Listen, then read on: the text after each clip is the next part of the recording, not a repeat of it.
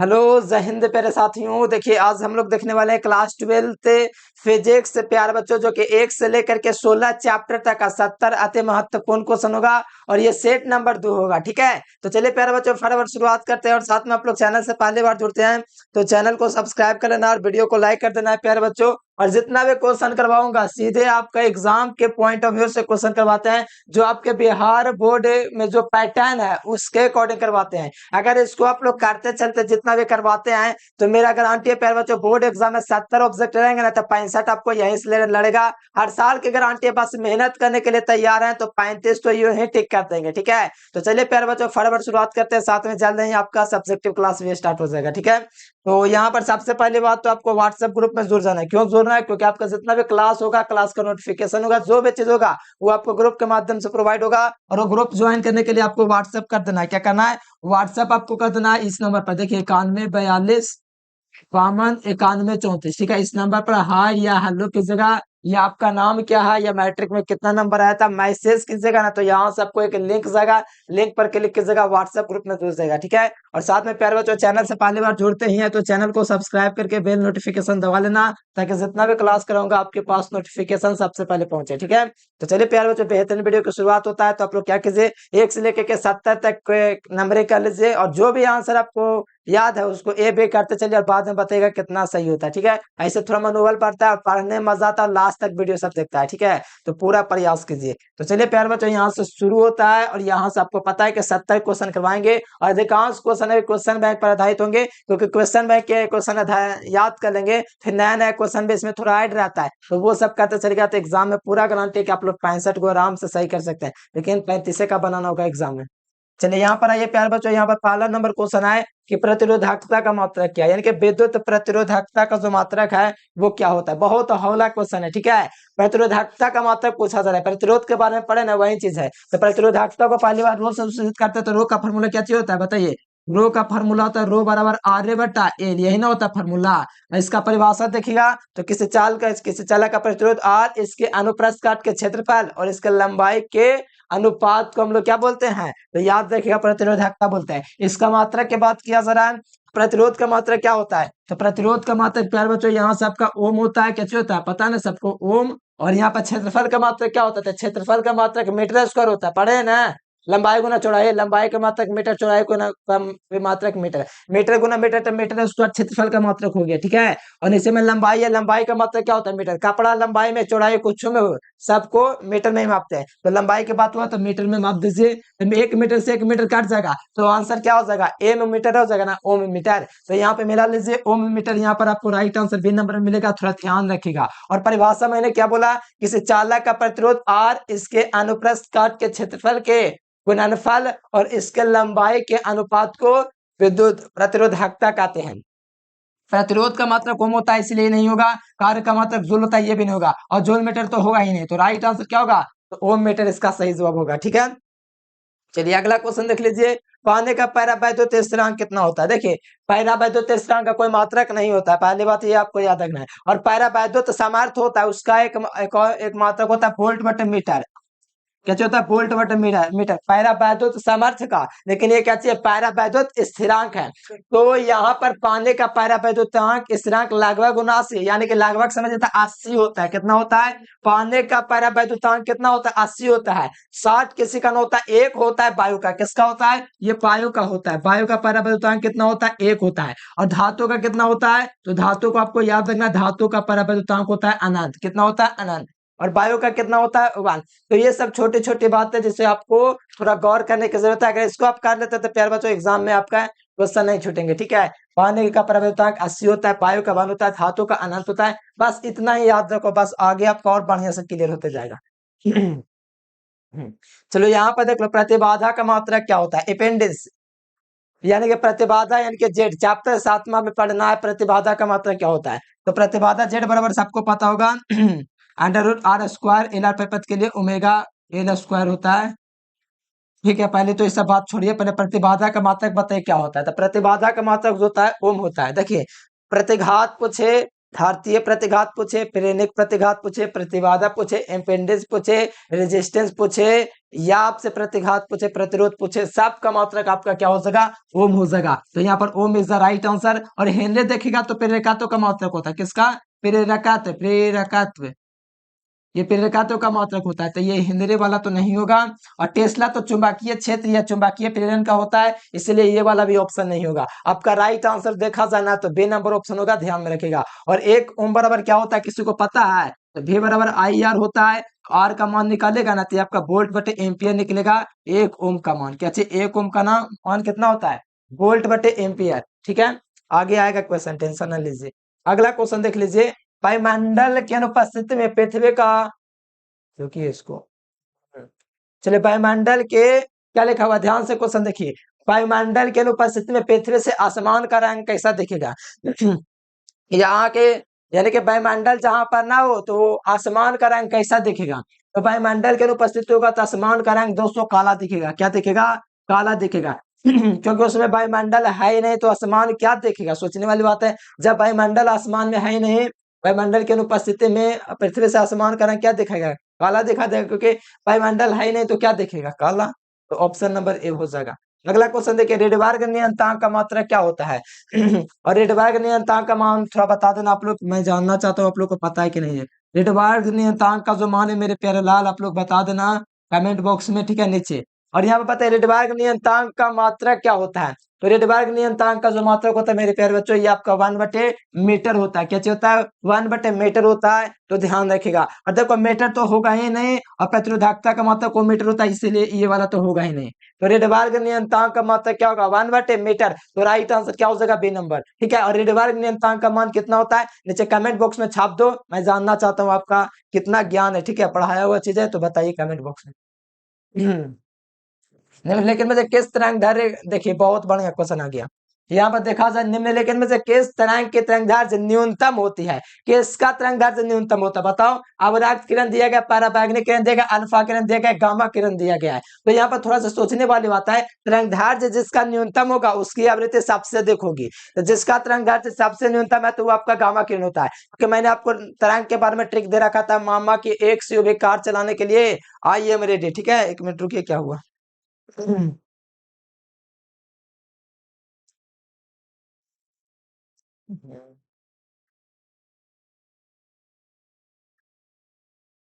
ठीक है, मामा की एक से भी कार चलाने के लिए आई एम रेडी, ये ट्रिक तो मैंने आपको बहुत अच्छे से पढ़ाया है। तो तरंगदैर्घ्य सबसे न्यूनतम होगा वो आपका गामा किरण होता है। बहुत बढ़िया क्वेश्चन है, आपके बोर्ड में बहुत बार पूछा गया है कि किसका तरंगदैर्घ्य न्यूनतम होता है, तो गामा किरणों का। और आवृत्ति सबसे अधिक होता है, फ्रीक्वेंसी जो होता है मेरे प्यार बच्चों सबसे अधिक होता है, लेकिन तरंगदैर्घ्य सबसे कम होता है। और तरंगदैर्घ्य न्यूनतम में पूछा गया है, तो यहाँ पर राइट आंसर क्या हो जाएगा, डी नंबर। देखो यहाँ पर एग्जाम में बहुत पूछता है कि निम्नलिखित में से कौन विद्युत चुंबकीय तरंग है। तो मैंने ट्रिक दे रखा है, मामा की एक से कार चलाने के लिए आई एम रेडी। आगे ये ट्रिक को मैं थोड़ा और बढ़िया से पढ़ाऊंगा, लेकिन अभी बात है सिर्फ आपका तरंगदैर्घ्य के बारे में, इसीलिए यहाँ पर मैं आपको सिर्फ डायरेक्ट डी नंबर टिक कर रहा हूँ। क्योंकि गामा किरण का तरंगदैर्घ्य न्यूनतम होता है, आवृत्ति सबसे अधिक होता है, और सबसे ज्यादा जो तरंगदैर्घ्य होता है रेडियो तरंग का होता है। क्योंकि मामा की मतलब गामा की, और लास्ट में बताइए आई एम रेडी, रेडी का मतलब रेडियो तरंग। बताऊंगा ट्रिक, अभी थोड़ा सा जो करवा रहा हूँ उतना याद रखो। अभी तरंगदैर्घ्य न्यूनतम है तो गामा किरण का, और सबसे अधिक तरंगदैर्घ्य है तो रेडियो तरंग का, और सबसे अधिक आवृत्ति है तो गामा किरण का, और सबसे कम आवृत्ति है तो रेडियो तरंग का। बस, और बाकी मैं क्लियर कर दूंगा, बस याद करते चलो जितना करवा रहे हैं। अगर आपके पास कॉपी है सुंदर सा तो उसमें नोट कर लीजिएगा, ठीक है, जितना भी एक्स्ट्रा बताते हैं जो। अब देखिए खगोलीय दूरदर्शी में अंतिम प्रतिबिंब बनता है कैसा। तो देखो सरल सूक्ष्मदर्शी में बनता है प्रतिबिंब काल्पनिक और सीधा। 5 नंबर का व्यंजक में देखोगे काल्पनिक और सीधा बनता है। और यहाँ पर देखिएगा प्यारे बच्चों खगोलीय दूरदर्शी में, तो इसमें वास्तविक सॉरी काल्पनिक और उल्टा बनता है। काल्पनिक और उल्टा देख लीजिए, नहीं मिला है तो आभासी को ही काल्पनिक कहा जाता है, जानते हैं ना। तो काल्पनिक और उल्टा बन जाएगा किसमें प्रतिबिंब, तो खगोलीय दूरदर्शी में। कोई दिक्कत नहीं। तो ये सब अच्छी तरीके से आपको ध्यान रखना, सब छोटे छोटी बातें जो आपको परेशान कर सकता है, इसलिए आपको याद रखना है। छोटी छोटी बातें ही ज्यादा परेशान करता है। भले छोटा क्वेश्चन देखने में लग रहा है, यही में ज्यादा कंफ्यूजन होता है। बात विश्वास नहीं है ना, अगर पूछेगा आंख पर बनने वाले रेटिना पर बनने वाला प्रतिबिंब वास्तविक और उल्टा हो जाएगा जब रेटिना की बात आएगा तब, ठीक है। तो यहाँ पर थोड़ा सा जो बात है थोड़ा ध्यान पूर्वक समझिए, जो नहीं पता रहता नोट करते चले, कभी भी जिंदगी में आपको प्रॉब्लम नहीं होगा इस बिहार बोर्ड के ट्वेल्थ में। चलिए, तो याद रखिए राइट आंसर क्या हो जाएगा, डी नंबर। अगला क्वेश्चन देख लीजिए,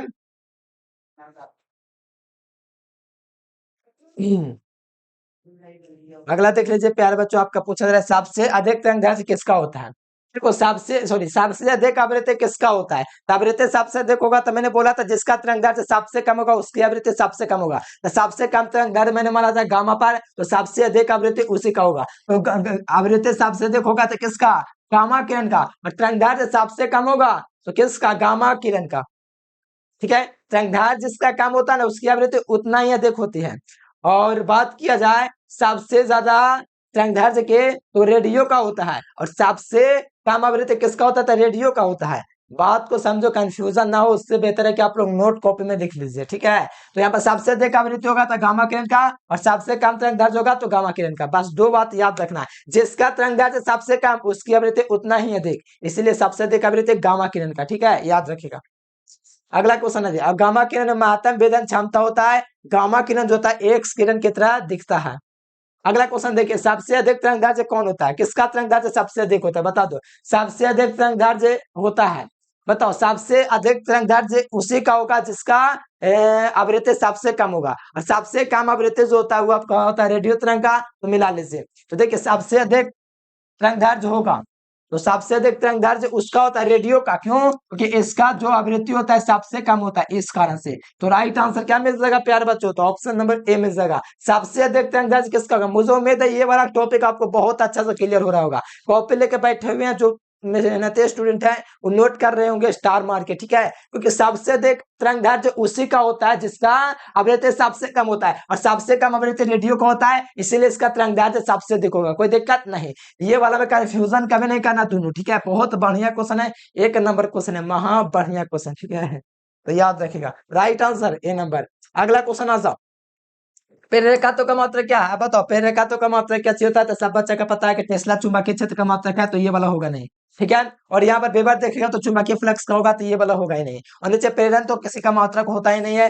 प्रेरकात्व पूछे या स्व प्रेरकात्व पूछे या न्यून प्रेरकात्व पूछे, आपका मात्रक जो होगा प्यारे बात प्यारेलाल, वो कैसे का हेनरी होगा। कोई दिक्कत है, नहीं नहीं, एकदम नहीं दिक्कत होना चाहिए, एकदम क्लियर धुआं धुआं कर देंगे हम लोग, बस मेहनत करने के लिए तैयार है, तबाही मचाएंगे। अगला क्वेश्चन आ जाए प्यारेलाल, देखो नोट्स जो विद्यार्थी लेना चाहता है उस सब्जेक्ट का, चाहते हैं कि प्रॉपर तैयारी एकदम टॉपर लेवल का हो, इस नंबर पर कंटेक्ट करके आप लोग नोट्स ले लीजिएगा, और सारा चीज मिलेगा, एग्जाम तक हेल्प मिलेगा। ठीक है, ज्वाइन कर लीजिएगा। चलिए यहाँ पर देखिए अगला क्वेश्चन, देखिए ताप्त तार ए मीटर में मापता है। देखिए ताप्त तार का मतलब होता है गर्म तार, कैसे ताप्त का मतलब गर्म, ताप्त तार ए मीटर में मापता है, तो प्रत्यवर्ती धारा का मूल्य औसत वर्गमान क्या मानता है। ताप्त तार का मतलब गर्म तार, ताप्त तार ए मीटर में मापता है प्रत्यवर्ती धारा का। एसी करंट का ये क्या मानेगा, तो मूल्य औसत वर्गमान मापेगा, क्या मानेगा। बहुत बढ़िया क्वेश्चन है, इस क्वेश्चन को बहुत ज्यादा स्टार दे दिया जाए, बहुत मस्त क्वेश्चन है, तो याद रखिएगा।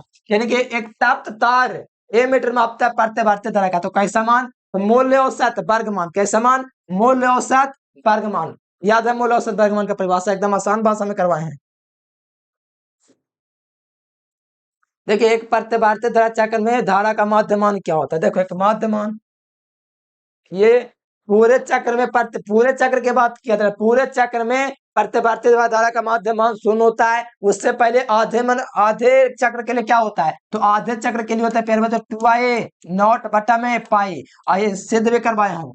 एक पूरे चक्र में प्रत्यवर्ती धारा का माध्यमान शून्य होता है, लेकिन आधे चक्र के लिए क्या होता है, तो 2i नॉट बटे पाई। तो यहाँ पर देखिए ये आपका मान लीजिए ये आपका क्या चाहिए, ग्राफ है, तो विद्युत चुम्बकीय तरंग इस प्रकार से चलता है, इसी प्रकार से चलता है प्रत्यवर्ती धारा। तो यहाँ पर बताओ, यहाँ पर आधा चक्र यहाँ पर हुआ, आधा चक्र यहाँ पर हुआ ना, देखे तो ये आधा चक्र है, यानी आधा चक्र में धनात्मक, ये ऊपर वाला धनात्मक, नीचे वाला ऋणात्मक, तो आधे चक्र में धनात्मक यानी कि 2i0 एक बार प्लस में, 2i0 बटे पाई एक बार प्लस में, और एक बार माइनस में 2i0। आधे आधे चक्र के लिए एक चक्र हो गया ना, आधा चक्र ऊपर आधा चक्र नीचे, और प्रत्यवर्ती धारा चक्र आधे चक्र में धनात्मक होता है और आधे चक्र में ऋणात्मक होता है। तो ये पूरे चक्र की बात किया है, तो पूरे चक्र के लिए जानने से पहले आपको आधे चक्र का मान होना चाहिए पता, क्या होता है 2i0 बटे पाई, और पूरे चक्र का मान निकालेंगे एगो प्लस में एगो माइनस में, अभी दोनों देखो कट रहा है ना, देखिए कट रहा है ना, तो जीरो हो जाएगा, इसीलिए यहाँ पर पूरे चक्र के लिए क्या हो जाएगा वैल्यू, जीरो। एकदम मुझे उम्मीद है कि बहुत अच्छा तरीका समझ गए होंगे कि एक पूरे चक्र के लिए प्रत्यवर्ती धारा का माध्यमान जीरो होता है, और आधे चक्र के लिए क्या होता है 2i0 बटे पाई होता है। ठीक है, उम्मीद है क्लियर हो गया होगा। अगला क्वेश्चन देखिए, गतिमान आवेश, देखिए गतिमान आवेश उत्पन्न करता है। देखिए जब भी बात है गतिमान आवेश का, तो गतिमान आवेश जो होता है विद्युतीय एवं चुंबकीय क्षेत्र दोनों को उत्पन्न करता है। क्या? विद्युतीय एवं चुंबकीय क्षेत्र दोनों। हाँ, तो गतिमान आवेश का काम ये होता है कि विद्युतीय एवं चुंबकीय क्षेत्र दोनों में गति करना। एक स्थिर आवेश होता है जो केवल विद्युतीय क्षेत्र में गति करता है। तो यहाँ से देख लीजिए, स्थिर विद्युतीय क्षेत्र और चुंबकीय क्षेत्र दोनों में गति करता है, उसे हम लोग बोलते हैं क्या चाहिए? गतिमान आवेश। ठीक है, जो विद्युतीय एवं चुंबकीय क्षेत्र दोनों में गति करता है। तो right answer option number C. अगला क्वेश्चन देखिए, कार्बन प्रतिरोध के कलर कोड में पीले रंग का मान क्या है? तो मैं ट्रिक दिखा दो, ट्रिक देखने के लिए तैयार है? थोड़ा फाइनल ट्रिक है, फिर भी आपको ध्यान रखना पड़ेगा, थोड़ा टाइम दे दीजिए। हर साल 2 नंबर और एक बार 4 नंबर में पूछा गया था। देखो ट्रिक है, बे B Roy J but very good wife. देखिए, but but very good wife, ये है ट्रिक। ठीक है, फिर इसका मतलब ब्लैक जीरो होता है, इसका रेजिस्टेंस कार्बन प्रतिरोध का मान। और इस ब्लैक, सॉरी, जीरो तो है किसका? तो काला कलर का, यानी कि ब्लैक का। ये ब्राउन का क्या होता है? ब्राउन का आपका 1 होता है, रेड के लिए 2 होता है, ऑरेंज के लिए 3 होता है, ग्रीन के लिए 4 होता है, यही ना? हाँ, और ब्लू के लिए क्या होता है? देखिए, बे पे रॉय जी, तो ब्लू के लिए कितना हो जाएगा? 5। अरे यार कोई दिक्कत ना हो रहा है? बे बे रॉय जी, तो ग्रीन के लिए क्या हो गया? 4 हो गया, ऑरेंज के लिए 3 हो गया, तो पी, अच्छा रॉय बाय छूट गया ना, तभी तो कहना B B Roy R O Y, B B R O Y ना, छूट गया। थोड़ा थोड़ा ज्यादा लंबा ना करते, यहीं तक रखते हैं। बे B Roy R O Y, तो इसके लिए क्या हुआ बताइए? इसके लिए 3, इसके लिए 4। तो बताइए, ग्रीन के लिए ना पूछा, येलो के लिए ना पूछा जा रहा है। बेबेर वाई जी से यहाँ पर ध्यान रखें, बेबेर वाई जी, 0 1 2, तो रेड के लिए 2, ऑरेंज के लिए 3, येलो के लिए 4। तो देखिए पीले कलर के लिए पूछा जा रहा है, तो येलो किसके लिए हो जाएगा? 4 के लिए, तो राइट आंसर डी नंबर। ठीक है, तो ध्यान में रखिएगा, बहुत बढ़िया ट्रिक है, याद रखिए, हर साल पूछेगा इससे क्वेश्चन। देखिए लॉरेंस बल के दिशा, देखिए लॉरेंस बल बहुत बढ़िया से पढ़ा है। ठीक है, लॉरेंस बल क्या है, किसी को पता है? जब कोई गतिमान आवेश समरूप चुंबकीय क्षेत्र में गति करता है, तो उस कण पर एक प्रकार का चुंबकीय बल कार्य करता है, जिसे लॉरेंस बल कहते हैं। और लॉरेंस बल की जो दिशा है, फ्लेमिंग के बाएं हाथ के नियम से, फ्लेमिंग का बाएं हाथ का नियम नहीं याद है प्यारेलाल? अपने बाएं हाथ उंगलियों का लंबा इस प्रकार फैलाएं कि आपको एक ट्रिक दिया गया होगा। क्या ट्रिक था? एफबीआई। क्या था ट्रिक? एफबीआई। इस प्रकार से, तो इस सूत्र के माध्यम से आप लोग बाएं हाथ का नियम निकाल सकते हैं। बस अंगुली पतन से, ये अंगूठा होता है, एक अच्छी होता है, तर्जनी होता है, एक अच्छा होता है, मध्यमा होता है। तो बताओ, लॉरेंस बल की दिशा ज्ञात करने का नियम किसे है? तो फ्लेमिंग के बाएं हाथ के नियम। कहाँ गया? ऑप्शन नंबर ए इसका राइट आंसर हो जाएगा। याद कर लीजिए, ये बोर्ड में आपका सीधे छापने वाला क्वेश्चन। अगला देखिए, स्वास्थ्य मनुष्य के शरीर का विद्युत प्रतिरोध 50,000 ओम। बड़े जगह मेरे क्वेश्चन में पूरा जगह हर जगह भरा हुआ 50,000 ओम, लेकिन आपको नहीं लगाना है। ठीक है, आपको लगाना है 10,000 ओम। अगर बोर्ड में अगर क्वेश्चन छोड़ के यहाँ बिहार बोर्ड का माते गते अगर खराब होगा ना, तो 50,000 ओम भी दे सकता है, 10,000 ओम भी दे सकता है, लेकिन इसका एक्चुअल आंसर देखा जाए ना, तो मात्र 10,000 ओम होता है। क्या होता है? मात्र 10,000 होता है मनुष्य के शरीर का विद्युत प्रतिरोध। वो अलग अलग स्थितियों पर निर्भर करता है। मान लीजिए अभी हमारा कुछ और प्रतिरोध हो जाएगा, नहा लेंगे तो कुछ और प्रतिरोध होगा, यानी गीला और सूखा स्थितियों में अलग अलग मानव शरीर का विद्युत प्रतिरोध होता है। इसलिए मान के चलिए आपका 10,000 ओम होता है, जो कि सही होगा। क्वेश्चन बैंक में गलत है। अगला देख लीजिए, धातु का परावैद्युतांक कितना होता है? देखो धातु का परावैद्युतांक अनंत होता है। क्या होता है प्यारे स्टूडेंट? धातु का परावैद्युतांक क्या होता है? अनंत होता है। यानी कि धातुओं का परावैद्युतांक अनंत होता है। पानी का 80 होता है, वायु का कितना होता है? 1 होता है। ये 3 चीजें आपको हमेशा याद रखना पड़ेगा। ठीक है, जो कि हर बार पूछता है। तो यहां से देखिएगा तो सही जवाब आपको क्या मिल जाएगा? Option number B. अगला देख लीजिए, विद्युतशीलता का मात्रा क्या होता है? देखो विद्युतशीलता का मात्रा क्या होता है, उससे पहले कूलाम के नियम का प्रमेय का फॉर्मूला याद है? पढ़ाए बहुत अच्छा से है, बताओ अगर नहीं याद है तो बहुत धिक्कार है हमको ऐसे स्टूडेंट पे, जो लगातार साल भर से पढ़ रहे हैं और उनको फार्मूला अभी तक नहीं याद है। भगवान का दिक्कत है आप लोगों में। एफ बराबर फार्मूला होता है 1/4 pi epsilon not Q1 into Q2 बट्टा में R²। ये फार्मूला होता है क्या चाहिए? कूलाम के प्रमेय का। हमको क्या चाहिए? विद्युतशीलता का मतलब होता है एप्सिलॉन नॉट। एप्सिलॉन नॉट का मान निकालेंगे तो ये इधर जाएगा, तो 1/4 पाई एफ हो जाएगा इंटू Q1 इंटू Q2 हो जाएगा बट्टा में R² हो जाएगा। और इसी पर हम लोग मात्रक निकालेंगे ना, दो गो बेस है तो दो गो मात्रक हो जाएगा तो कुलाम स्क्वायर, ठीक है, दो गो मात्रक ना है तो कुलाम गुना कुलाम, कुलाम स्क्वायर हो जाएगा। और 4 पाई संख्या इसका कोई मात्रक नहीं होगा। और बल का मात्रक न्यूटन होता है, एफ का मतलब बल, और दूर आर क्या है, दूरी, तो दूरी का मात्रक क्या होता है मीटर, आर स्क्वायर तो मीटर का स्क्वायर हो जाएगा। तो ये देखिएगा प्यारे बच्चों, कुलाम स्क्वायर प्रति न्यूटन मीटर स्क्वायर, मिला लो प्यारेलाल, कहाँ पर दिया गया है, कुलाम स्क्वायर, न्यूटन की घात ऊपर जाएगा तो माइनस में, मीटर की घात ऊपर जाएगा तो माइनस में, और आपको ए नंबर मिल जाएगा। बढ़िया से समझ में आया कि नहीं बताओ, एकदम समझ में आ, अरे यार क्या दिक्कत है इसमें, दो गो आवेश है तो दो गो आवेश का मतलब कुलाम स्क्वायर, नीचे पाल है तो बल का मतलब न्यूटन, दूरी का मतलब मीटर होता है, इसीलिए दूरी का स्क्वायर है तो मीटर का स्क्वायर, बस हो गया। मात्रक मिला लीजिए, फिर आगे पीछे दे दिया, कोई दिक्कत नहीं, मिला कर देखिएगा तो ऑप्शन नंबर ए मिलेगा। चलो कोई दिक्कत वाली बात नहीं है। अगला देखिएगा, धारा घनत्व का मात्रक क्या होता है, धारा घनत्व एक सदिश राशि है जिसका फॉर्मूला J बराबर I बटा A होता है। देखो ये सब वो परिभाषा एक बार में याद हो जाना चाहिए। अगर नहीं याद होता है तो समझिए आपका थोड़ा दिमाग कमजोर है, थोड़ा व्यायाम पर ध्यान दो, सुबह सुबह या शाम में भी थोड़ा व्यायाम पर ध्यान दो। तो देखो धारा घनत्व तो क्या होता है, प्रत्येक इकाई क्षेत्रफल से, क्या चाहिए इकाई, ये है प्रत्येक इकाई क्षेत्रफल से प्रवाहित होने वाली धारा। तो प्रत्येक इकाई क्षेत्रफल से प्रवाहित होने वाली धारा को धारा घनत्व कहते हैं। ये सदिश राशि होता है, कौन सी राशि होता है, सदिश राशि। तो ये फॉर्मूला होता है J बराबर I बटे, ऊपर में धारा नीचे में क्षेत्रफल। तो प्रत्येक इकाई क्षेत्रफल से प्रवाहित होने वाली धारा को धारा घनत्व कहते हैं। यह एक सदिश राशि है। तो बताओ यहाँ पर विद्युत धारा का मात्रक क्या हो जाएगा, तो एम्पियर, क्षेत्रफल का मात्रक क्या हो जाएगा, तो मीटर स्क्वायर। तो बताओ एम्पियर बटे मीटर स्क्वायर कहाँ पर मिला है, तो आप लोग देखिएगा प्यार से, तो यहाँ पर आपको मिल जाएगा एम्पियर प्रति मीटर स्क्वायर। अब ये वाला टिक लगा देगा, ये वाला लगेगा तो यहाँ से ऑनलाइन पिटाई, क्योंकि ये एम्पियर मीटर स्क्वायर किसका मात्रक है पता है, किसका है, ला पता नहीं है। एम्पियर मीटर स्क्वायर किसका मात्रक है, चुंबकीय द्विध्रुव गुण का, नहीं पता था तो पिटाई लगेगा। और एक और मात्रक होता है चुंबकीय द्विध्रुव गुण का जूल प्रति टेस्ला, लेकिन हमसे बात कर रहे हैं धारा घनत्व के, इसलिए राइट आंसर एम्पियर बटे मीटर स्क्वायर। एम्पियर बटे मीटर होता है चुंबकीय तीव्रता का, नहीं ना पता था, नहीं पता होगा ऑफलाइन वाले को। और ये वाला देखिए एम्पियर मीटर किसका मात्रक है, एम्पियर मीटर भी ना पता है तब तो पिटाई एकदम निश्चिंत है। ध्रुव प्रबल्य का मात्रक है, अब ये भी ना पता तब तो बड़ी दिक्कत है, बहुत ज्यादा दिक्कत है। धारा घनत्व का मात्रक एम्पियर बटे मीटर स्क्वायर। एम्पियर और एम्पियर बटे एम्पियर इंटू मीटर स्क्वायर किसका होता है, तो याद रखिएगा चुंबकीय द्विध्रुव गुण का। एम्पियर बटे मीटर किसका होता है, चुंबकीय तीव्रता या चुंबकीय प्रेरण का, ठीक है। और यहाँ पर देखिए एम्पियर मीटर किसका मात्रक है, पता है किसका है, जो किसका होता है, नंबर भूल गए, छोड़िए बता देते शुरू में।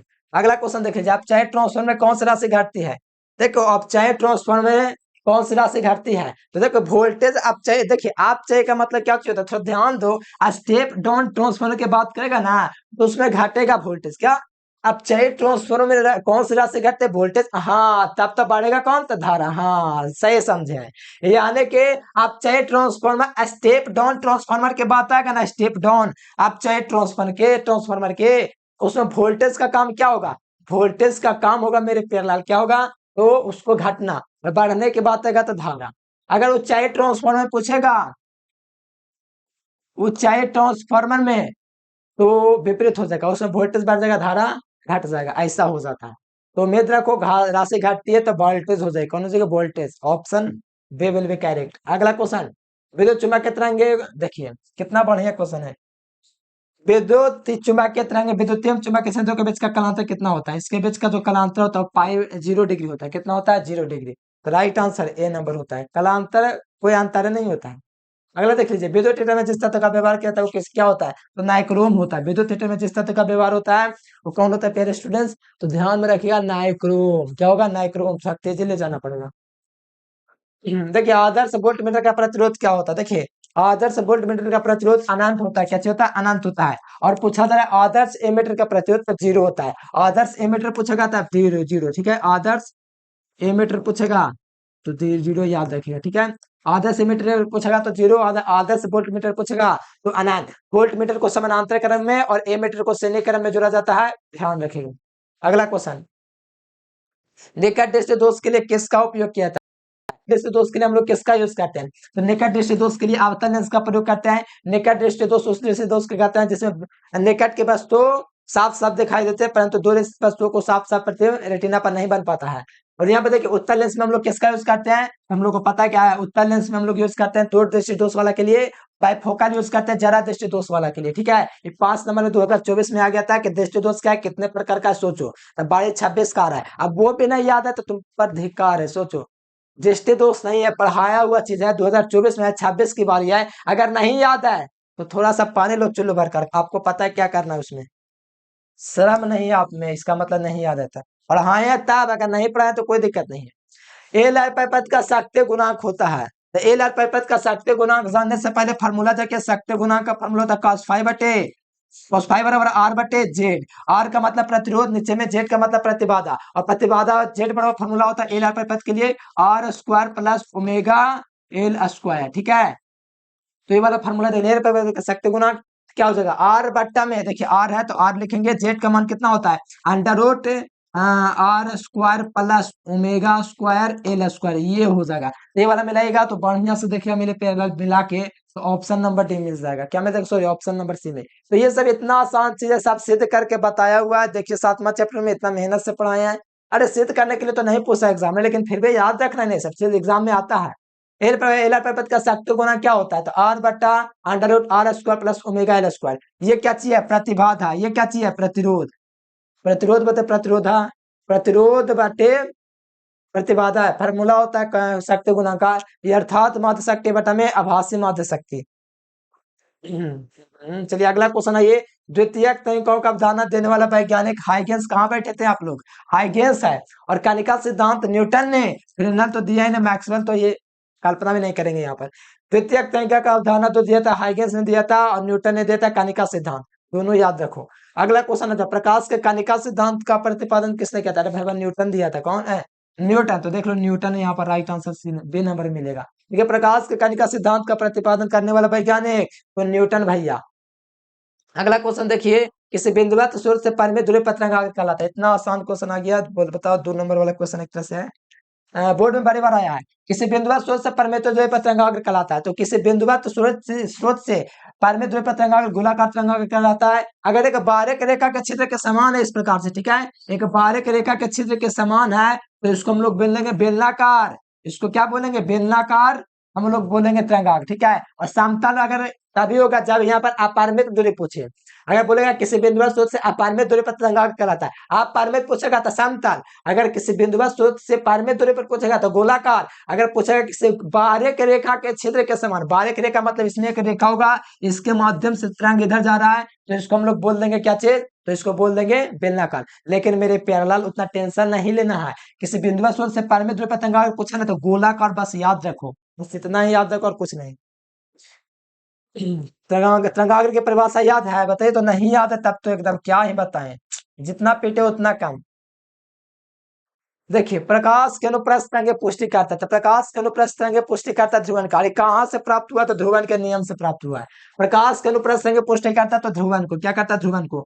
ध्रुवन क्या है, प्रकाश के तरंग को एक निश्चित, प्रकाश के तरंग को विद्युत क्षेत्र के एक निश्चित दिशा में लाने की घटना को प्रकाश का ध्रुवन कहा जाता है। और प्रकाश के ध्रुवन में दोस्तों प्रकाश क्या सिद्ध हुआ कि प्रकाश एक अनुप्रस्थ तरंग है। ये प्रकाश अनुप्रस्थ तरंग है, इसका मतलब यहाँ से ज्ञात हो रहा है कि विद्युत चुंबकीय तरंग भी अनुप्रस्थ तरंग है, क्योंकि प्रकाश तरंग विद्युत चुंबकीय तरंग है, इसलिए प्रकाश जो है अनुप्रस्थ तरंग होगा, विद्युत चुंबकीय तरंग भी अनुप्रस्थ होगा। Right answer C number. अगर पूछेगा ध्वनि तरंग होता है अनुदैर्घ्य, क्या अनुदैर्घ्य, ध्यान रखिएगा। अगला 30 नंबर क्वेश्चन का आंसर है, चलिए अगला क्वेश्चन का आंसर है प्यारे बच्चों कि जब प्रकाश की किरण ग्लास स्लैब में प्रवेश करते तो इसका तरंगदैर्घ्य क्या होगा। जब प्रकाश की किरण ग्लास स्लैब में प्रवेश करेगा प्यारे बच्चों, तरंगदैर्घ्य यहाँ से घट जाएगा, ऑप्शन नंबर ए।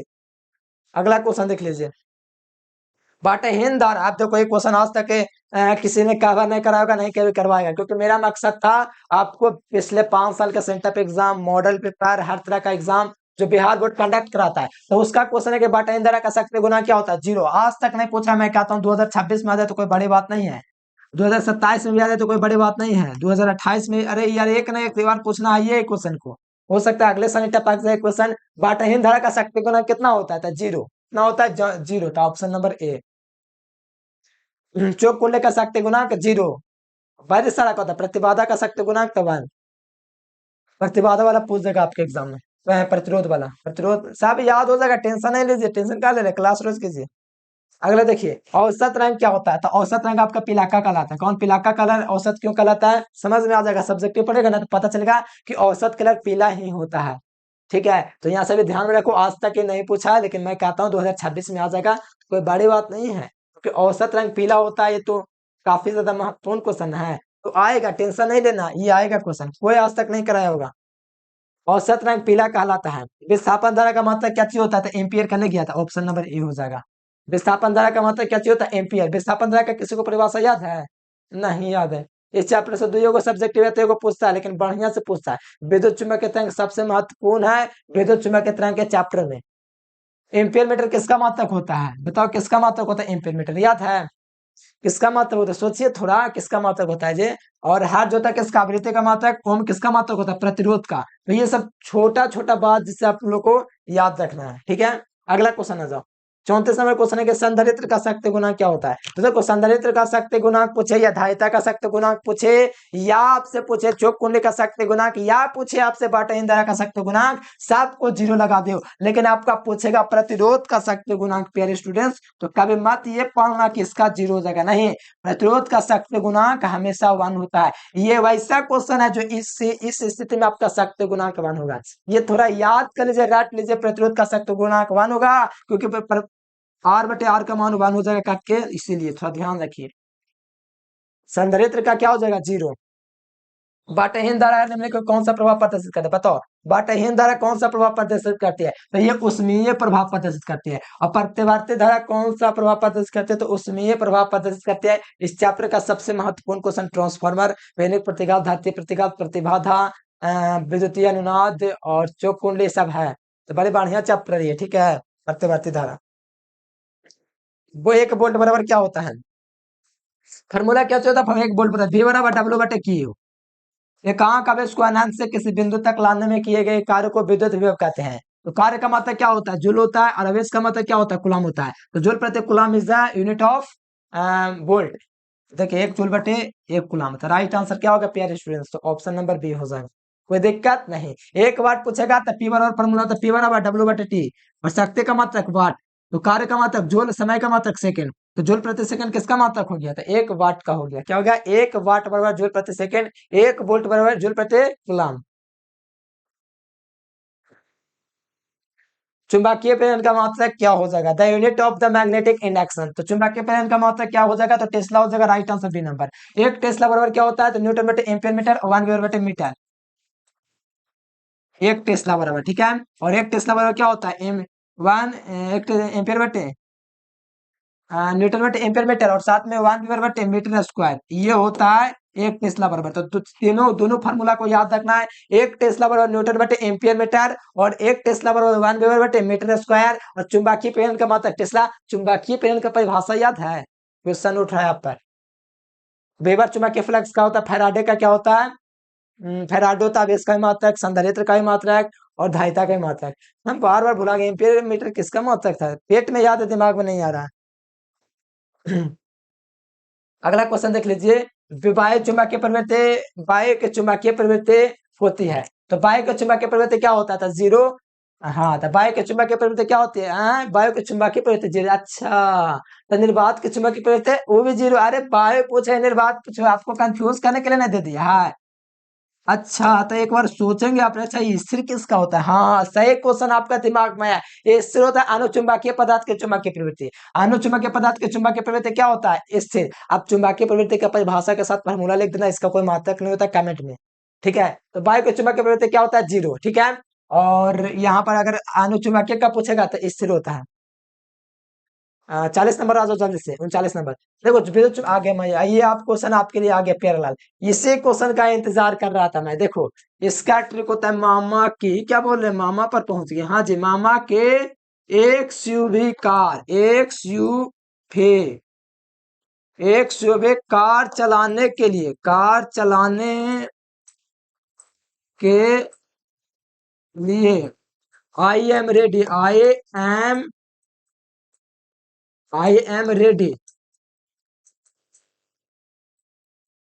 देखो ये मामा की का मतलब गामा के विद्युत चुम्बकीय तरंग है, यानी कि विद्युत चुम्बकीय तरंग नहीं है कि पूछा जा रहा है। तो मामा की का मतलब गामा किरण विद्युत चुम्बकीय तरंग है, जो कि ऑप्शन में नहीं है। यो का मतलब अल्ट्रा वायलेट मतलब पराबैंगनी किरण है ऑप्शन में, तो वो भी विद्युत चुम्बकीय तरंग है। फे का मतलब वायलेट मतलब दृश्य तरंग है कहीं पर ऑप्शन में, वो भी विद्युत चुम्बकीय तरंग है। तो यहाँ पर इसका मतलब कोई नहीं होता है, तो ऐसे लिख दे कार चलाने के लिए हम रेडी। आएगा मतलब इंफ्रारेड अवराग किरण है ऑप्शन में, हाँ तो विद्युत चुम्बकीय तरंग है, लेकिन पूछा जा रहा नहीं की बात, ठीक है। एम का मतलब माइक्रो तरंग है मतलब सूक्ष्म तरंग है ऑप्शन में, हाँ सूक्ष्म तरंग नहीं है ऑप्शन में, कोई दिक्कत नहीं है। रेडियो का मतलब रेडियो तरंग है ऑप्शन में, हाँ तो यहाँ पे विद्युत चुम्बकीय तरंग नहीं है कि बात किया जा रहा है। तो दो गो हो जाएगा, देखिए एक किरण मिल रहा है तो एक किरण विद्युत चुम्बकीय तरंग है, ये भी हो जाएगा ये भी हो जाएगा। और प्रकाश एक विद्युत चुम्बकीय तरंग होता है, क्योंकि एक कान एवं तरंग दोनों के साथ व्यवहार भी करता है। इस कारण से तीनों विद्युत चुम्बकीय तरंग है, लेकिन ध्वनि विद्युत चुम्बकीय तरंग नहीं है। कब कब पूछा है? 2020 में, 2022 में, लगता है 25 में शायद पूछ दिया होगा कि ना पूछा, लेकिन इस चैप्टर से पूछा होगा। तो याद रखो ध्वनि तरंगे हो जाएगा, ऐसे विद्युत चुम्बकीय तरंग नहीं है, ठीक है याद रखना। और ध्वनि तरंग कैसा होता है? तो अनुदैर्घ्य होता है, कैसा होता है? अनुदैर्घ्य होता है, ठीक है ये याद रखो। अगला क्वेश्चन आ जाओ प्यारे स्टूडेंट, विद्युत चुम्बकीय देखिए चुम्बकीय चुम्बकीय विषुवत रेखा पर नमन कोण का मान 0 डिग्री, और यहाँ पर 90 डिग्री होता है, कहाँ पर? चुम्बकीय ध्रुव पर। लेकिन यहाँ पर विषुवत रेखा पर कितना डिग्री हो जाएगा? था 0 डिग्री, ऑप्शन नंबर ए हो जाएगा। टाइम कितना हुआ? हाँ चलो 35 हुआ, और 35 में 40 बहुत पीछे है, ठीक है। चलिए आगे चलते हैं। इसका क्या हो जाएगा? 0, क्योंकि यहाँ पर पूछा था चुम्बकीय विषुवत रेखा पर 0। पृथ्वी के चुंबकीय ध्रुव पर नमन कोण का मान 90 डिग्री, पता है ना? हाँ तो पता है तो ठीक है। अगला देखिए निकेल लोहा सैथेल, देखो ध्यान सुनो, निकेल होता है तो लौह चुंबकीय पदार्थ, निकेल लोहा कोबाल्ट सैथेल ये सब कौन सा पदार्थ है? तो लौह चुंबकीय पदार्थ। प्रति में तो ये हुआ है जाल हुआ है, और साथ में क्या चाहिए? बेंजीन है। तो ये हुआ है जो प्रति चुंबकीय दर्शाता है, बस इतना याद रखो। अगला क्वेश्चन है प्यारे स्टूडेंट्स, अगला क्वेश्चन आपका कहा जाए जाल है, तो बताओ हमें बताएं जाल कैसा पदार्थ है? प्रति चुंबकीय पदार्थ। कैसा है जाल? कैसा पदार्थ है? प्रति चुंबकीय, यानी कि प्रति चुंबकीय का मतलब होता है डायमैग्नेटिक है, ठीक है। डायमैग्नेटिक कौन होता है? प्रति चुंबकीय। वाटर इज द वाटर क्या था? प्रति चुंबकीय पदार्थ। ऑप्शन नंबर क्या हो जाएगा? बेस का राइट आंसर हो जाएगा, ठीक है। चलिए अगला क्वेश्चन आ जाएगा चुंबकीय विभव। देखो चुंबकीय विभव होता क्या है? तो देखो चुंबकीय विभव का फॉर्मूला होता है चुंबकीय विभव का ध्रुव प्रबल किया गया कार्य उत्पन्न होता है, ठीक है। किया गया कार्य बटा में ध्रुव प्रबल, किया गया कार्य बटा में ध्रुव प्रबल होता है। मात्रक बताओ क्या हो जाएगा जी? ध्रुव प्रबल। तो किया गया कार्य का मतलब जूल हो गया, और ध्रुव प्रबल का मतलब क्या होता है? एम्पियर मीटर होता है। क्या होता है? एम्पियर मीटर, याद आ गया। ध्रुव प्रबल का मतलब एम्पियर मीटर। तो किया गया कार्य का मात्रक जूल, और ध्रुव प्रबल का मात्रक एम्पियर मीटर। तो मात्रक क्या हो जाएगा? जूल, और एम्पियर ऊपर जाएगा तो माइनस में, और मीटर ऊपर जाएगा तो माइनस में। ये वाला ऑप्शन मिला लो, जूल बटे एम्पियर मीटर इनवर्स। तो यहाँ पे मिलेगा प्यारेलाल, तो कौन सा ऑप्शन मिल रहा है? कौन सा ऑप्शन? तो ऑप्शन नंबर बी। चलिए तो ऑप्शन नंबर बी हो जाएगा। देखिए ट्रांसफॉर्मर में कौन सी राशि अपवर्तन मतलब चेंज नहीं हो सकता? क्या चेंज नहीं हो सकता? कौन है वो? तो आवृत्ति है, वो कभी चेंज नहीं हो सकता। तो ऑप्शन नंबर सी हो जाएगा। थोड़ा जल्दी चल रहे हैं, थोड़ा समझिए, ज्यादा देर हो जाएगा वीडियो अपलोड करने में। नॉट गेट को क्या कहते हैं? तो इसको उत्क्रम या रिवर्स भी बोलते हैं। क्या बोलते हैं? नॉट गेट को रिवर्स बोलते हैं। नॉट गेट जिससे मिलता है उसमें नैंड गेट या तो नॉट गेट यानी कि एन लग जाता है। जिसमें नॉट गेट मिलेगा ना उसमें एन लग जाएगा। जैसे नॉट गेट में नॉट गेट है, और नाइट गेट में भी एन ए एन डी। ये नाइट गेट भी जो है ना, जो आपका इसमें नॉट गेट होता है, टेंशन नहीं लीजिए, सब क्लियर होगा, बस क्लास करते चलिए। देखिए नॉर गेट में और गेट के साथ कौन है? देखो और गेट में और नॉट को मिलाएंगे ना, और प्लस नॉट, ये नॉर गेट बनेगा। क्या बनेगा? नॉर गेट, हाँ क्या बनेगा? NOR gate. तो बताओ यहाँ पर और गेट में कौन है? तो नॉट गेट है, तब ना नॉर गेट बना है। बताओ नॉर गेट में और गेट के साथ कौन है? और गेट के साथ कौन है? तो नॉट गेट है। तो यहाँ पर लगा लीजिए take NOT gate, option number B, ठीक है। और इसका बुलियन व्यंजक साफ चेक करवा दे, बहुत महत्वपूर्ण चैप्टर, 14वां चैप्टर फिजिक्स का। इससे हर साल 5 नंबर के क्वेश्चन बहुत आसान तरीके से पूछा जाता है। एम्पियर घंटा मात्रा का, तो क्यू बराबर आई टी फार्मूला आप लोग पढ़े होंगे, क्या होता है? क्यू बराबर आई टी, क्यू बराबर आई टी। धारा का मात्रक एम्पियर, और समय का मात्रक घंटा। तो बताइए एम्पियर घंटा किसका मात्रक हो जाएगा? तो आवेश का मात्रक हो जाएगा। विद्युत विभव का मात्रक वोल्ट होता है, तो ये वाला नहीं होगा। जूल तो कार्य का मात्रक होता है, वैद्युत स्थितिज ऊर्जा का होता है जूल। और ओम प्रतिरोध का होता है। तो सही जवाब ए नंबर। अगला क्वेश्चन देखिएगा, आदर्श एमीटर का प्रतिरोध कितना होता था? जीरो। क्यों? क्योंकि आदर्श एमीटर का प्रतिरोध जीरो होता है और आदर्श वोल्ट मीटर का प्रतिरोध अनंत होता है। और ए मीटर का पूछेगा तो बहुत कम होता है, अगर वोल्ट मीटर का पूछेगा तो बहुत अधिक होता है। बस इतना याद रखो और कुछ नहीं याद रखना है, बस एग्जाम में धुआं धुआं कर दीजिएगा। अगला क्वेश्चन आ जाओ कि देखो यहाँ पर पूछा जा रहा है कि निम्नलिखित में से किस नियम को वोल्टेज का नियम या लूप का नियम कहा जाता है? तो वोल्टेज का नियम या लूप का नियम किरचॉफ के दूसरे नियम को कहा जाता है। क्यों कहा जाता है? तो परिभाषा करवाया हुआ 5 नंबर में। किरचॉफ का नियम सिद्ध करने के लिए सलाह है ना, जो गेस किया था, जो 100% बोल देते पूरा आ गया था, तो गारंटी रखे कि अगला साल जो हम आपको गेस करके देंगे मेरे प्यारे लाल, पूरा क्वेश्चन लड़ेगा। और जो विद्यार्थी व्हाट्सएप ग्रुप में नहीं जुड़े हैं, नोट्स बैच में नहीं जुड़े हैं, तो इस नंबर पर कांटेक्ट करके ग्रुप ज्वाइन कर लेना। आपको नोट्स लेना रहेगा तो मैसेज कर दीजिएगा, ठीक है। Hi hello.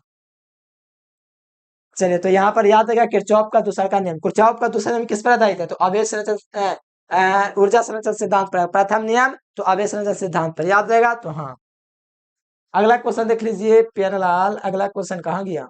अगला, हाँ, अगला क्वेश्चन देखिए, मीटर सेतु के तार बने। देखो ये क्वेश्चन पक्का बोर्ड में पूछेगा, अभी तक ना पूछा, लेकिन हम ये क्वेश्चन कह दिया ना कि अगला साल आ जाएगा, तो पक्का आ भी सकता है। मीटर सेतु के तार बनी होता है तो मैंगनीन की, क्या चलिए इंग्लिश में पढ़ के देखो, मैंगनीन लिखो, मैंग्रीन नहीं है। ध्यान दे दो, इंग्लिश में पढ़ के देख लो, मैंगनीन लिखा हुआ है, मैंगनीन है, मैग्रीन नहीं है। ये आपको फॉन्ट ऐसा इसका ना, तो मैग्रीन दिखने में लग रहा है। ये मैंगनीन है, जो कि मीटर सेतु के तार से बनी होती है। ध्यान रखिएगा।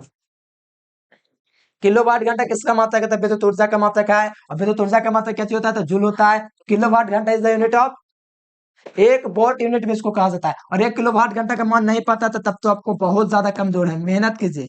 ये 1 किलोवाट घंटा का मान होता है 3.6 में 10 की घात 6 जूल, मैट्रिक में पढ़ना था। तो याद रखना ऑप्शन नंबर ए। अगला क्वेश्चन देख लीजिए, 1 एम्पियर बराबर क्या होता है? 1 एम्पियर बराबर होता है प्यारेलाल, 1 एम्पियर बराबर 1 कूलम बटे 1 सेकंड, 1 कूलम बटे 1 सेकंड। तो यहाँ पे मिला लीजिए, 1 एम्पियर बराबर 1 कूलम बटे 1 सेकंड, यानी कि 1 सेकंड में यदि किसी चालक से 1 सेकंड में, एस का मतलब सेकंड, सी का मतलब कूलम, यदि किसी चालक से 1 सेकंड में 1 कूलम प्रवाहित होता है, तो इसको हम लोग क्या कहेंगे? 1 एम्पियर कहेंगे। तो 1 कूलम बटे 1 second is the right answer, 1 ampere, ठीक है। अगला क्वेश्चन देख लीजिए, 1 वोल्ट क्या होता है? अभी बताए थे सॉल्व करके, जूल बटे कूलम, तो ऑप्शन नंबर ए। ये भी सॉल्व करना पड़ेगा, नहीं क्योंकि अभी थोड़ी देर पहले करवाए थे। 1 वाट बराबर क्या होता है? शक्ति का फॉर्मूला क्या होता है? पी बराबर डब्ल्यू बटे टी। तो यहाँ पर डब्ल्यू बटे टी होता है, तो कार्य का मतलब जूल और समय का मतलब सेकेंड। तो जूल प्रति सेकंड इज यूनिट ऑफ 1 वाट। देखिए जूल प्रति सेकंड कहाँ पर देखा था? ऑप्शन नंबर बी में दिया, कोई दिक्कत नहीं। जूल बटे कूलम तो 1 वोल्ट बराबर होता है, एम्पीयर मीटर तो होगा ही नहीं। अगला क्वेश्चन देख लीजिए, कहा जा रहा है विद्युत वाहक बल का मात्रक क्या होता है? विद्युत वाहक बल पूछे या आपसे पूछे विद्युत विभव या पूछे विभवांतर, तीनों का मात्रक क्या होता है? तो वोल्ट। क्या होता है? तो वोल्ट।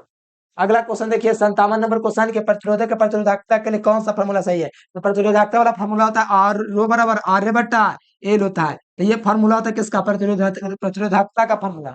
रो बराबर आर बट्टा एल, आर का मतलब प्रतिरोध, ए का मतलब क्षेत्रफल और एल का मतलब लंबाई। तो यहाँ पर देख लीजिए, रो आर बटा एल, ऑप्शन नंबर ए हो जाएगा। बहुत आसान क्वेश्चन है, सब सीधे एग्जाम में आपका लड़ेगा। देखिए पूछेगा कि धारा घनत्व के लिए निम्नलिखित में से कौन सही है? तो प्रत्येक इकाई क्षेत्रफल से प्रवाहित होने वाली धारा को धारा घनत्व कहते हैं। इनके धारा घनत्व वाला फॉर्मूला हो जाएगा आई बटा ए, आई बटा ए, जे सदिश बराबर आई बटा ए। तो ये देख के बताइए आई बटा ए कहाँ पर दिया गया? तो धारा घनत्व वाला आई बटा ए दिया गया ऑप्शन नंबर ए में। तो इसको थोड़ा याद रखो, बहुत बढ़िया क्वेश्चन है। इज्जत कीजिए क्वेश्चन का, क्योंकि डायरेक्ट एग्जाम में पूछेगा कि धारा घनत्व कौन है, या तो एक क्वेश्चन पूछ देगा। स्वस्थ मनुष्य के शरीर का विद्युत प्रतिरोध लेके चलो 10,000 ओम, ठीक है, 50 नहीं 10। 1 ओम बराबर क्या होता है? तो ओम के नियम पढ़ते पढ़ते 12th में आ गया, पता चला कि आपको ओम का नियम याद नहीं है। V बराबर आई आर, तो आर का मान निकालेगा तो गुना से आएगा भाग में, तो V बटे आई हो जाएगा, तो बराबर में आर। तो बताओ यहाँ पर वोल्ट बटे एम्पियर आ गया, ठीक है, वोल्ट बटे एम्पियर। विभव का मात्रा है वोल्ट, तो वोल्टेज, और धारा का मात्रा एम्पियर, तो वोल्ट बटे एम्पियर हो जाएगा 1 ओम के बराबर। 1 ओम बराबर क्या हो जाएगा? वोल्ट बटे एम्पियर, तो वोल्ट बटे एम्पियर। हाँ, तो ऑप्शन नंबर बी हो जाएगा, ठीक है। और प्रतिरोध के व्युत्क्रम हमको पता है क्या कहता है? चालकता, चालकता का मात्रक में होता है, क्योंकि इसका उल्टा होता है। तो यहाँ पे 1 ओम बराबर क्या हो जाएगा? तो वोल्ट बटे एम्पियर, ऑप्शन बी।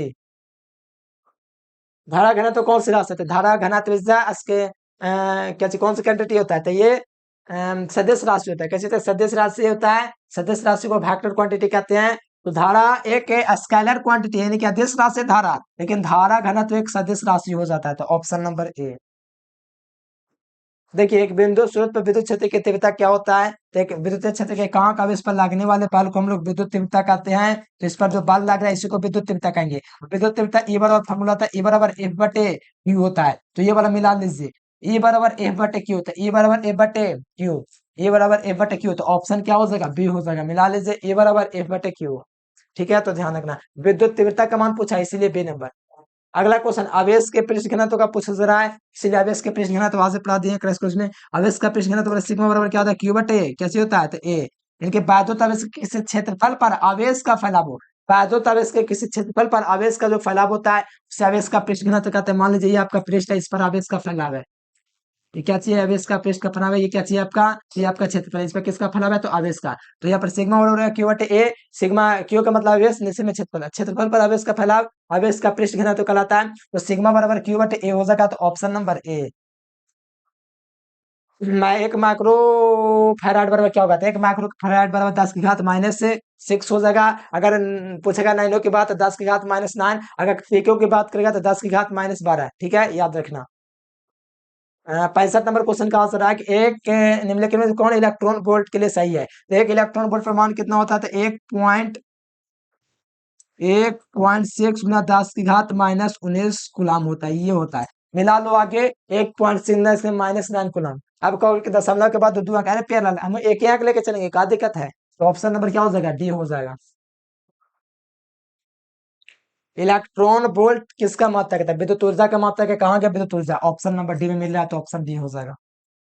अगला क्वेश्चन देख लीजिए, आवेशित खोखले गोले चालक के अंदर विद्युत क्षेत्र की तीव्रता का मान मैंने बोला है कि आवेशित खोखला गोले चालक होगा, विद्युत क्षेत्र की तीव्रता पूछे या विभव पूछे आंसर मान जीरो देगा, क्योंकि खोखला गोले चालक हो गया, क्योंकि आवेशित खोखला गोले के बाद जीरो हो जाता है। एक फराडे क्या होता था, एक फराडे क्या होता था, एक फराड बराबर होता है 1 कूलाम प्रति 1 वोल्ट। सी बराबर क्यू बटा भी नहीं पढ़े, सी बराबर क्यू बटे भी। चालक बराबर चालक बराबर धारण किया गया आवेश बटा में कुल विभव। तो ये होता है, आवेश का मात्रक क्या होता है, कूलाम हो जाता है। और देखो, संधारित्र का मात्रक फैराड, आवेश का मात्रक कूलाम और विभव का मात्रक वोल्ट, इसलिए एक फैराड बराबर हो जाता है कूलाम प्रति volt. Option number B, 1 coulomb बटे 1 volt. Right answer B number.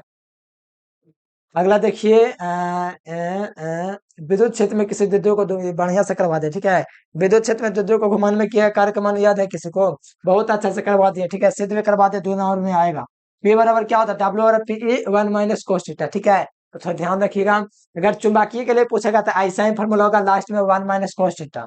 बस ये बात याद रखोगे, मजा ही मजा है। फिर अगला देख लीजिए, विद्युत क्षेत्र की तीव्रता का मात्रक क्या होता था, ये बराबर क्या होता है फॉर्मूला, विद्युत क्षेत्र की तीव्रता एकांक आवेश पर लगने वाले बल को विद्युत तीव्रता कहते हैं। एकांक आवेश पर लगने वाले बल को विद्युत तीव्रता कहते हैं। विद्युत तीव्रता का मात्रक है, बल का मात्रक क्या चाहिए होता है, न्यूटन, और आवेश का मात्रक कूलाम। तो न्यूटन प्रति कूलाम देख लीजिए कहाँ पर दिया गया, ऑप्शन नंबर ए में। तो ये एक सदिश राशि होता है विद्युत तीव्रता। लास्ट क्वेश्चन, होमवर्क का क्वेश्चन देखिए, ये होमवर्क का क्वेश्चन है प्यारे बच्चों। और जो विद्यार्थी नोट्स लेना चाहते हैं, तैयारी करना चाहते हैं प्रॉपर, तो इस नंबर पर मैसेज करके आप लोग ग्रुप में जुड़ जाएगा। अगर नोट्स लेना रहेगा तो कहेगा हाँ मेरे को नोट्स लेना है। अगर आप मैसेज इस तरह से कर सकते हैं, आपका नाम क्या, मैट्रिक में कितना नंबर आया था। ठीक है, क्योंकि प्रतिभा स्टूडेंट्स का पहचान हो जाता है, तो अच्छा पता चल जाता है पहले कि अच्छा पढ़ने में तेज स्टूडेंट है, मेहनत करेगा। मान लीजिए किसी का 469 70 आ गया, 475 आ गया, तो समझ जाते हैं अच्छा ये स्टूडेंट में कुछ खास बात है।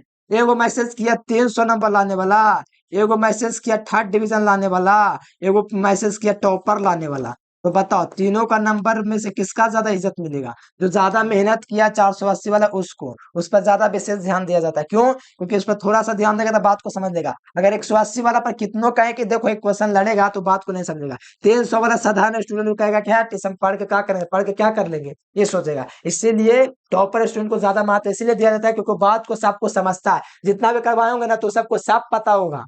और चार जो बहुत बड़े नंबर लाए ना 12th में, वही विद्यार्थी इस वीडियो को देख रहा होगा, या 12th में ज्यादा नंबर लाना चाहता है वही विद्यार्थी। तो इस नंबर पर कांटेक्ट कर लीजिएगा, आप लोग को व्हाट्सएप ग्रुप में जुड़ना है और सब चीज करना है। ठीक है, तो चलिए प्यारे बच्चों, आज के लिए फिलहाल इतना। उम्मीद है वीडियो बेहतर ही लगा होगा, इतना मेहनत करने के बाद वीडियो बेहतर न लगा होगा तो कैसे देख सकते थे लास्ट तक, बेहतर लगा तभी ना। तो वीडियो को लाइक करके चैनल को सब्सक्राइब कर लीजिए। आज के लिए फिलहाल इतना है, thanks for watching this video. जय हिंद, वंदे मातरम।